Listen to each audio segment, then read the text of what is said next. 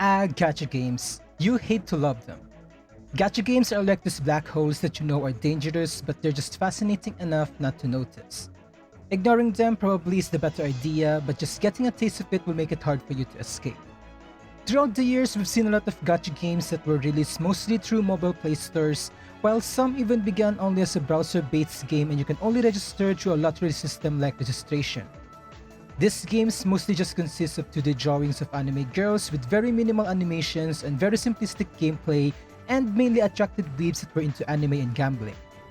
Fast forward a few years later, these gacha games would evolve into this enormous, almost AAA-like games with gorgeous graphics and fluid animation, as well as satisfying fast-paced gameplay. These games still mainly attracted weebs because of the nature of its release, specifically they're only available as a mobile game, and as we all know, people tend to undervalue mobile games. The only gacha game that I have seen so far to have garnered the attention of non-mobile game players is of course Genshin Impact, since it was released not only on mobile but to consoles and PC simultaneously, attracting people that are not used to the nature of gacha games. Inevitably, of course, it garnered a lot of hate as well from said people. Blue Archive is a mix of this old school and new gen gacha games. It has the gameplay of the old school gacha game, simplistic, chill, and requires almost no input, while having the graphical prowess of new gen gacha games, 3D and has fluid animation. Seeing that the game is only released on mobile and is not an action RPG or a hack and slash game, the target audience reverted back into weebs that are into watching anime and are used to the monetization model of a gacha game. If you're someone who hates gacha games or anything anime related in general, you may click off the video as there's nothing for you here. It's okay, no hard feelings. To everyone else, it's time to talk about Blue Archive.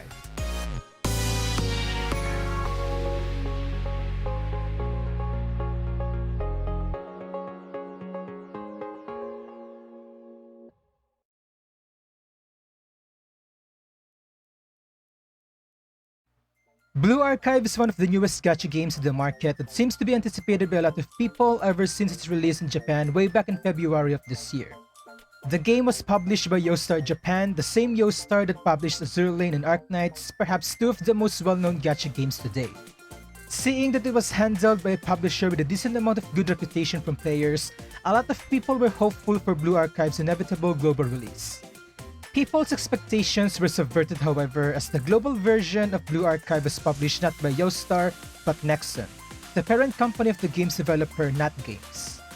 To those of you who know what Nexon as a company is and hate anything that they touch, you can freely click off the video and forget that this game even existed, or play the Japanese version if you really want to try the game.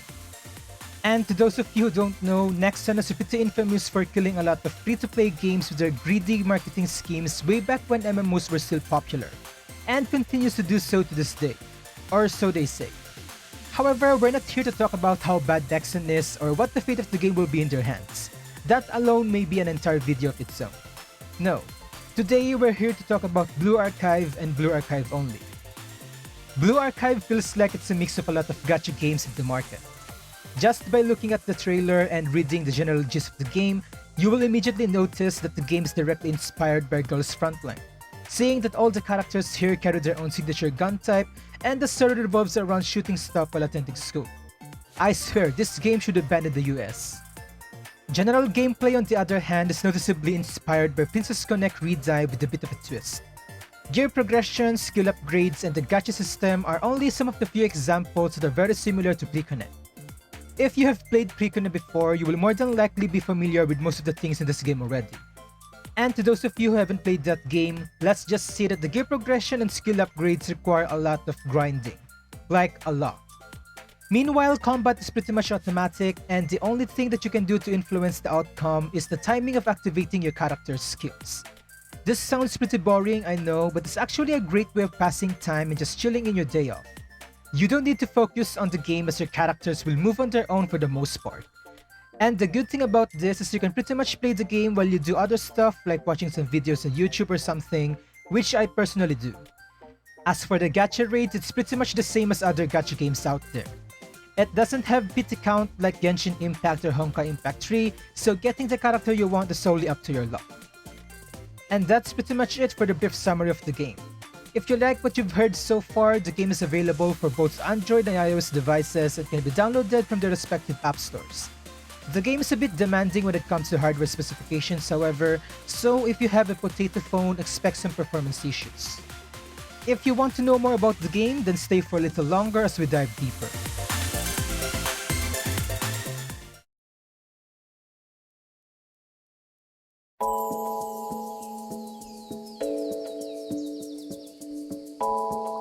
As you would expect from a gacha game, Blue Archive's most defining features is roster of anime girls and their art. As of writing the script, the game has more than 50 characters available and each of them have their own defining features and characteristics.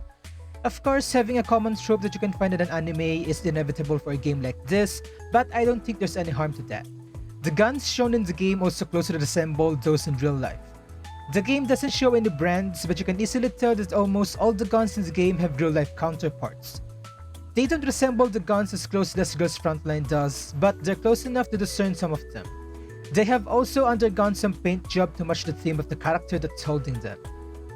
But enough about the characters. It's already a given in any gacha game that character art will be good. Let's proceed with the game's aesthetic. And holy shit is it good. The game world is like a mix of a post-apocalyptic world and a utopia. For example, the setting where the first chapter of the game takes place is a town covered in sand, ravaged by a sandstorm that was bigger than the people living in the city anticipated. Most of the town were submerged and most of the general populace left for good, leaving only ruins of the once proud city while gangs and the black market thrive in the streets. Meanwhile, the other places features developed towns that are far from devastated. The environment is also a mix of different places from all around the world, judging from the few available ones that are currently in the game. The huge translucent circles in the sky is my favorite part of the game's environment. It gives off this feeling of mystery and it does something to my ape brain that just makes me appreciate it more. It makes you feel like there's something more to this world than we're currently aware of. And speaking of which, I am expecting the game to have a very interesting lore. We'll talk about that later in the next section. The UI for the game is paced decently. It doesn't have any cluttered options in the home screen and you can pretty much find where you need to go from the get-go. All game modes are categorized under campaign and everything related to deploying your characters into battle can be found there. Normal and hard mode missions, the game's main story, resource gathering maps, raid bosses, and PvP. You don't need to look all over the different menus in the home screen to find these things as they're all categorized under one name. The shop is also organized well. Each category of the shop is named accordingly and you don't have to rummage through all of them just to see what they have. Just one glance and you can immediately tell where the thing you want to buy is located. One thing that I have to point out though is the fact that you have a cafe which stands as the dorm of this game where your characters can hang out, but you also have lessons where you can choose which characters you can teach lessons to. We will talk about this later in another section, but I have to say, this is quite confusing and seems redundant in my opinion. Both cafe and lessons offer different resources to the player we interacted with, but they essentially do the same thing, which is increase the relationship status of their characters. If I have to name one good thing that came out of this game, it's going to be the soundtrack. They say that music is subjective, but if you do not like the soundtrack of this game, you are objectively wrong. Remember when I said at the beginning of the video that the game is perfect for chilling? That is accompanied by a very chill soundtrack that you can bop to. In fact, the soundtrack is probably one of the reasons why people were hyped about this game. And I don't think that's an overstatement. Most gacha games that I have played always feature triumphant, ready for battle music every time I log in or loiter around the lobby like in Azure.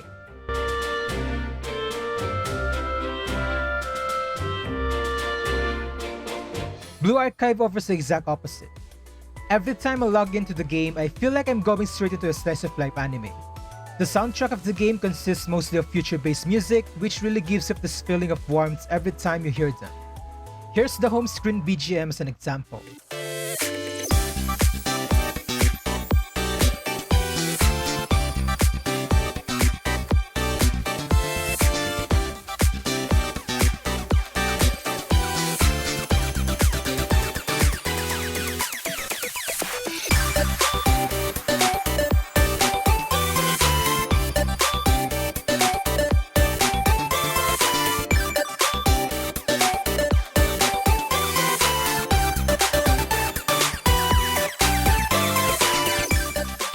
Believe me when I say that you will be vibing every time you log into the game. That's pretty much it for the visuals and soundtrack department of the game. Overall, it's one of the most visually and musically pleasing gacha games we've got in a while, with great soundtrack, interesting aesthetics, and unique character designs.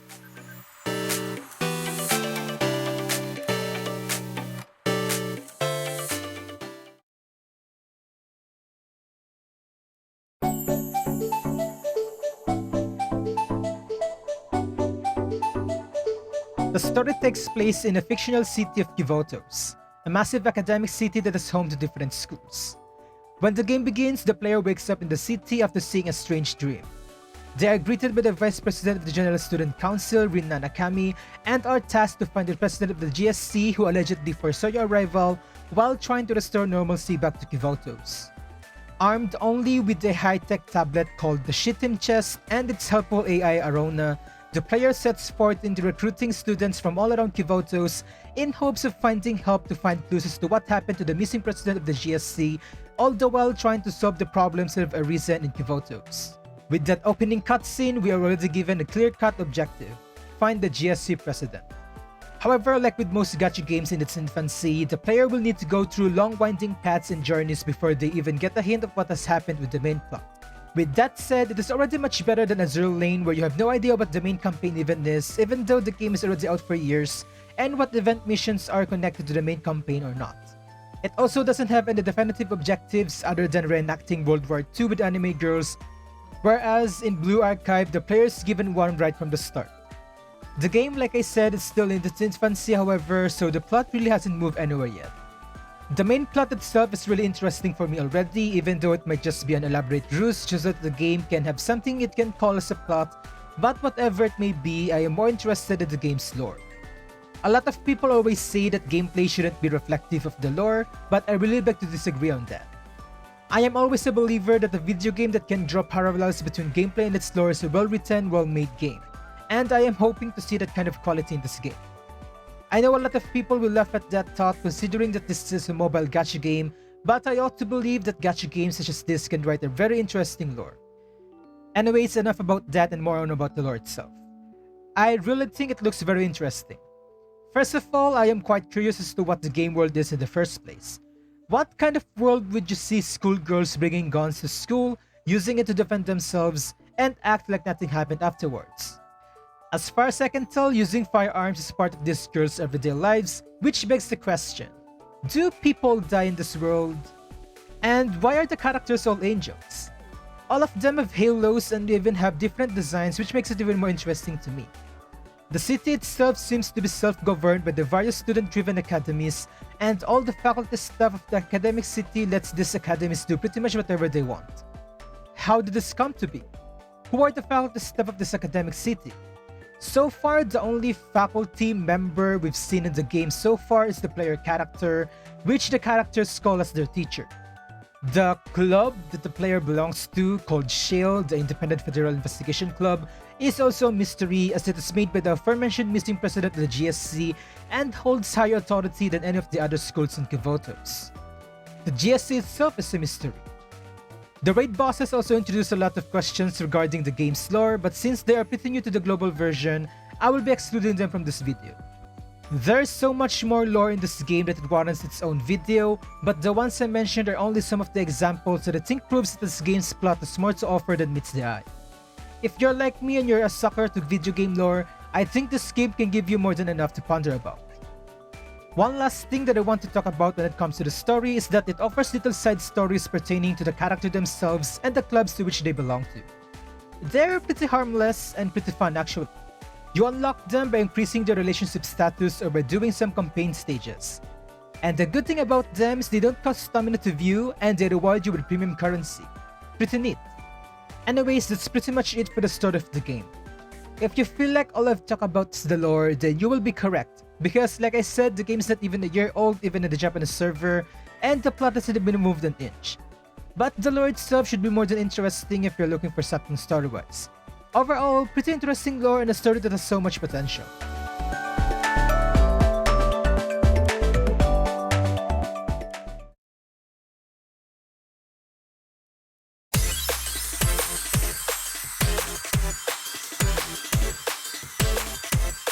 Blue Archive is one of those games that I like to call as an auto-battle sim, as the gameplay mostly consists of you choosing which characters to use and letting them do their own thing while you do other stuff. You can form a team of up to 6 characters. One team is called a unit, and you can have up to 4 units at once. A character that is already in one unit can be placed in another unit, making you play around the various quirks and compatibilities of each character to make valuable, powerful units with the different characters. The 6 characters in one unit is divided into 2 groups: Striker characters and Special characters. Strikers, as the name suggests, are your frontline characters that mainly deal damage to enemies while soaking damage. Strikers are further divided into 3 groups: Attacker, Tank, and Support, each having their own responsibilities in the battlefield. The former 2 are pretty much self-explanatory. They deal the most damage to enemies and can soak the most damage in respectively, while the latter provides tide-changing abilities like debuffing, giving additional barriers, or taunting enemies. Special characters, on the other hand, are the backline characters and mainly provide buffs and healing to your strikers. Most special characters don't attack enemies directly, although there are quite some few that do. Special characters are also divided into 3 groups: Healer, Support, and Attacker. A battle will fail whenever you have lost all your strikers or you have gone past the time limit given by the stage. Similar to Girls Frontline, you need to navigate your units through a series of nodes as part of the general gameplay. However, unlike that game where you need to capture the headquarters of the enemy, you only need to find the enemy boss unit in Blue Archive. Once you defeat the enemy boss unit, you will clear the stage. Until stage 6, you are only allowed to mobilize 1 unit at a time, and each unit can only move for 1 node per turn. Enemy units that can move freely through the nodes are indicated by the green forward sign, but otherwise, enemy units stand still in their place until you are in the adjacent node where they can engage you. This part is one of the only few manual things that you can do when it comes to the gameplay, and it's mostly straightforward. In later stages, quirky nodes will be introduced that give you certain effects when you step on them, but they're mostly just little gameplay mechanics to add more spice to the autonomous nature of the game. You need to perform certain requirements in order to receive a high post-battle rank. Each enemy unit killed will give their own post-battle rank, which are needed to complete the main stage's star rating. Getting a 3-star rating on each stages for the first time will reward you with premium currency. Each campaign stages also have sub-stages where the navigation part is not present and you only need to finish the battle within the given time limit. Finishing sub-stages will also net you with premium currency, albeit smaller than the 3-star rating reward. Getting a certain number of 3-star ratings will net you a huge amount of premium currency, which is always a good thing, so be sure to strive in getting those post-battle ranking to S and that 3-star rating for more profit. The mechanics listed above also works for hard mode maps. The only difference is that the hard mode maps can only be attempted 3 times a day and they cost double the stamina. Completing a hard mode stage gives you a chance to get a character's Alif, which after getting a certain amount of them allows you to unlock them as a usable character for free. There are a handful of rare characters that you can farm through hard mode maps, so not all good characters are locked behind the gacha. Pitting a unit against an enemy unit will make you enter battle mode where you can see your characters navigate through the battlefield while defeating enemies. This is the autonomous part of the game. All you get to do is watch your characters fire their guns and take cover. At the beginning, you will manually activate their skills, but later in the game, the ability to make everything fully automatic becomes available, giving you the chance to just let your characters do the work for you. Blue Archive also has its own priority system where certain attack types are strong against certain armor types, giving players the chance to strategize. Not only that, characters also perform differently depending on the battlefield terrain. Characters can either get a bonus damage, no changes, or get decreased damage depending on what terrain they're fighting on, so players are also required to take that into account when forming a unit or going to a stage. Information about enemy armor types and battlefield terrain can be viewed before entering a stage, which gives player ample amount of time to strategize. Other than that, combat is pretty straightforward as all you need to do is wait for your characters to win. One downside about this autonomous combat is that the AI can be a bit dumb sometimes. Since skill activation is automatic, the AI has its own predetermined order of who's going to cast their skills first, and sometimes it's going to go against your situation. Character positioning is also a bit frustrating as well. Squishy characters like attackers and supports sometimes go in front of the tank, making them the targeted character of enemies. This of course results into the character dying quickly as opposed to when a tank is the one that's getting all the enemy aggro, and you won't have any control over it. In PvP, the game is full on automatic and you won't be able to turn it off. Just like with Precune and Azure Lane, you have to believe in your characters and hope that they do the right thing in order to win the fight. PvP is limited into 5 battles per day and rewards you with premium currency every day depending on your ranking, as well as giving you a hefty one-time premium currency reward when you reach a certain bracket for the first time. Pretty neat.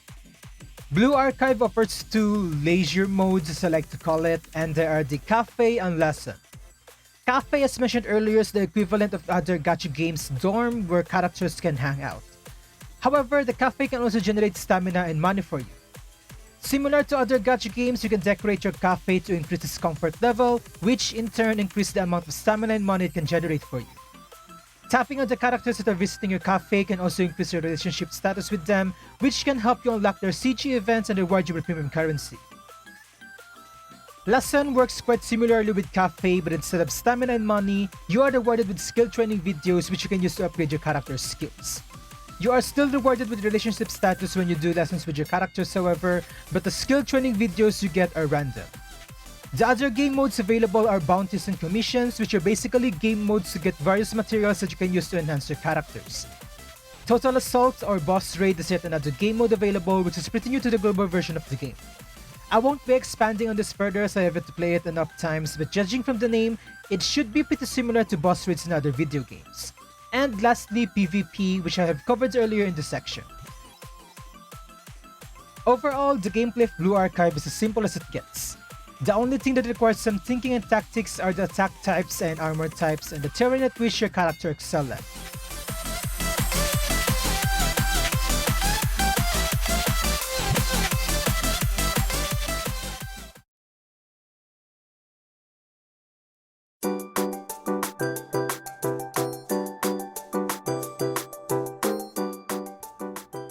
And now comes the most important section of all, the Gacha System. Blue Archive's Gacha System is pretty much the same as Precune's in that there's no pity count and the gacha rate are pretty salty. The premium currency in this game is called Pyroxene, and you need 120 of those to pull 1 time and 1200 if you want to pull 10 times. The only redeeming feature about Blue Archive's Gacha System is that you are guaranteed a certain rarity depending on how you pull the gacha. You can get a guaranteed 2-star character from the gacha if you opt into pulling 10 times in one go. Note that this doesn't mean that you can get a guaranteed 2-star character within 10 pulls. You need to use the Recruit 10 button on the gacha screen. What this means is that using the Recruit 1 button is practically a waste of Pyroxene, and you should never touch that button. Only pull when you have enough Pyroxene to do a 10 times pull. PvP will be a major source of premium currency as it frequently gives you Pyroxene. The daily reward isn't all that great, but it's a decent amount when it adds up. The first time rank reward is also a staggering amount of Pyroxene, which should be your aim every season reset.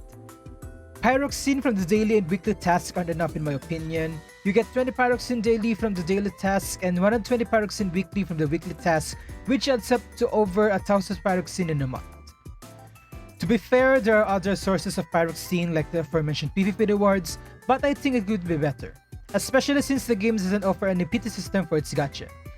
Overall, Blue Archive's gacha system is that of a standard gacha game, no pity count, very low rates, and rotating banners. The no pity count is kind of a punch to the gonads for free-to-play players, but then again, it's all about RNG, so there will be a lot of mixed experiences about it.